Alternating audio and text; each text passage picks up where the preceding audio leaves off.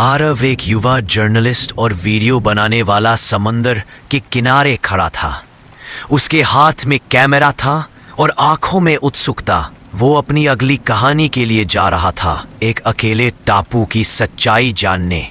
यूं कहते थे कि समंदर के बीच एक छोटा सा टापू है, नक्शों में दिखता है, लेकिन कोई वहां रात में नहीं रुकता। कई लोग गए लेकिन लौटकर नहीं आए। आरव ने नाविक से पूछा, सच में कोई नहीं रहता वहां? नाविक ने सिर हिलाया, बिल्कुल बेटा, लोग जाते हैं पर उनका मन और आत्मा वही रह जाती है। आरव ने मुस्कुराते हुए कैमरा चालू किया। डर के बिना कोई कहानी मजेदार नहीं होती। मैं खुद देख लूंगा। नाव धीरे धीरे पानी पर बढ़ी।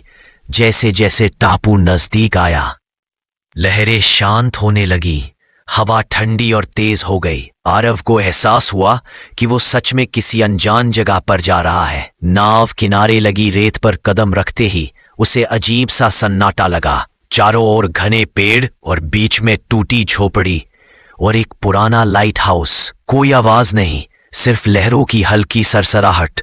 आरव ने कैमरा निकाला और तस्वीरें लेने लगा। हर फोटो में टापू का रहस्य उसके सामने खुलता गया। आरव ने टेंट लगाया। रात का पहला घंटा शांत था, लेकिन जैसे ही अंधेरा घिरा उसे फुसफुसाहट सुनाई दी। आरव वो डरकर बाहर निकला। रात थी, आसमान पर कोई तारा नहीं, पेड़ों की परछाइयां लंबी और डरावनी लग रही थीं। आरव ने सोचा हवा होगी या कोई पक्षी, लेकिन रेत पर नए पैरों के निशान थे, नकली या असली वो समझ नहीं पा रहा था। निशान उसकी ओर बढ़ रहे थे। आरव ने कैमरा पकड़ा और टेंट के अंदर लौट आया। रात को उसने कैमरे की जांच की। स्क्रीन पर अचानक सफेद कपड़े में किसी लड़की की परछाई दिखाई दी। उसके बाल गीले थे और चेहरा साफ। बाहर कोई नहीं था, लेकिन कैमरे में वो लगातार उसे देख रही थी। सुबह आरव ने टापू में और अंदर जाने का फैसला किया।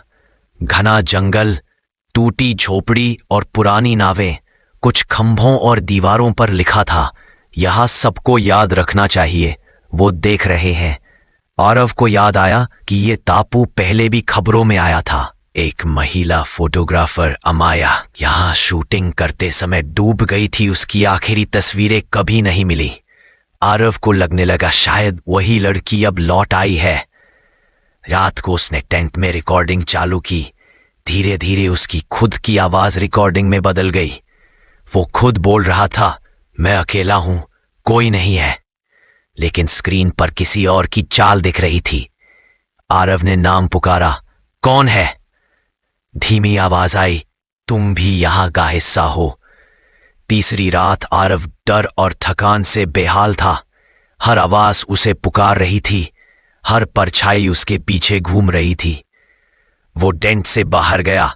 लाइट हाउस की ऊंचाई पर सफेद पर्दा हिल रहा था। वो चढ़ा और देखा कि कैमरा रिकॉर्ड कर रहा था। रिकॉर्डिंग में दिख रहा था कि आरव खुद टेंट से बाहर आया, लेकिन आंखें खाली थीं, जैसे कोई और उसका शरीर चला रहा हो। वो खुद को देखता और खुद पर यकीन नहीं कर पा रहा था। टापू के हर कोने में वही आवाज गूंज रही थी, जो यहां आता है वो वापस नहीं जाता। आरव दौड़ा, लेकिन रेत पर निशान बदलते रहे। हर बार उसके पैरों के साथ किसी और के निशान जुड़ जाते थे। कैमरे में वही लड़की लगातार उसकी ओर देख रही थी। चौथी रात बारिश शुरू हुई। लाइट हाउस की खिड़कियां झकझोर रही थी। वो लौटता नहीं। आरव गिर पड़ा। नाव किनारे थी पर लहरें उसे जाने नहीं दे रही थी। ऊपर देखो, वही लड़की दीपस्तंभ की छत पर खड़ी मुस्कुरा रही थी। धीरे धीरे उसकी हंसी लहरों में फैल गई। सुबह मछुआरों ने टापू के पास कैमरा और कुछ टूटे सामान देखे। रिकॉर्डिंग में आखिरी आवाज थी, मैं लौट आया हूं। दीपस्तंभ की खिड़कियां हल्की रोशनी में चमक रही थीं और लहरों के बीच सफेद परछाई घूमती रहती थी। कहते हैं जो इस टापू पर जाता है वो वापस तो आ जाता है, लेकिन उसका मन और आत्मा टापू पर रह जाती है।